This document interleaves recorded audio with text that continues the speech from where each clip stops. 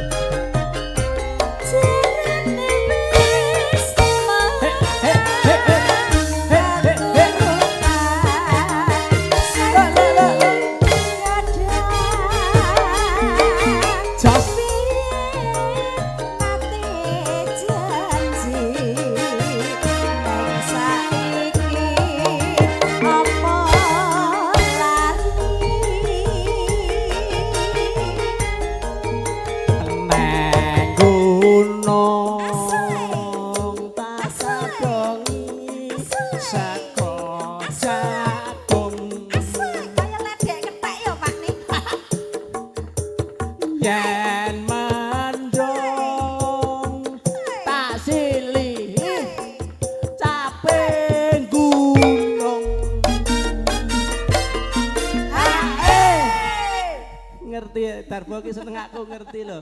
Lah ya renang ngerjai kok. Iya. Maksudnya kondang bar saiki. Ayo bar, ora entuk siswi yo. Wes bar Mas, bar. Aku yo gumun biasane ki nek empung mendem ngono iki mau dibari ki aja suwi-suwi malah. Piye iki utusane iki? Oh alah. Piye kleru iki? Aja suwi-suwi leh mandek Mas. Iki genah metune ndase sik dhisik iki. Loh, Lah sikile sik ya sungsang jenenge. Nek akeh suwiwine sik. Syukur ya. Syukur bisa nyawang gunung desa dadi raja. Cek sitok terusne.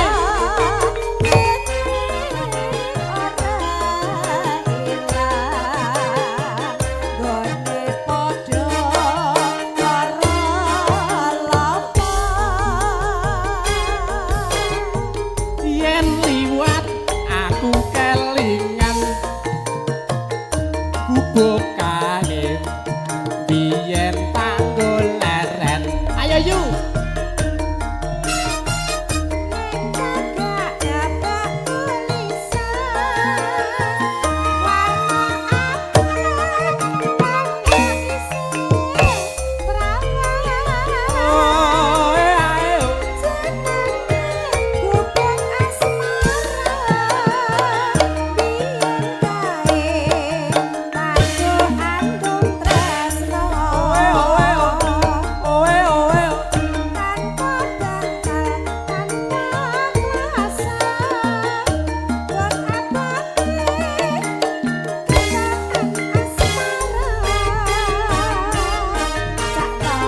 gubuk kae nyimpen wadi mesti ngene iki to tiba aku nganti besok tumakan saiki gayeng e kaya ngene aku bokae kebak crita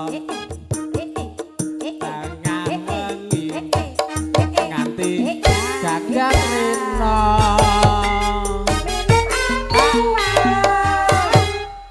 basa tiba aku ngene iki terus apa? Tanane wong lanang ki ngono kuwi. Pak, Api. lho padahal aku rekoso dhewe. Aduh. Ki bos iki sitok iki delok to. Kok ambilkan beras kan lagune bocah iki. Sik beras apa gelas lho jane. Ambil tumpane. Beras. Ora panen iki udan. Iki rese iki kok. Cakoke. Ayo yo. Diangkat. Oh, diangkat. Cat. Diangkat.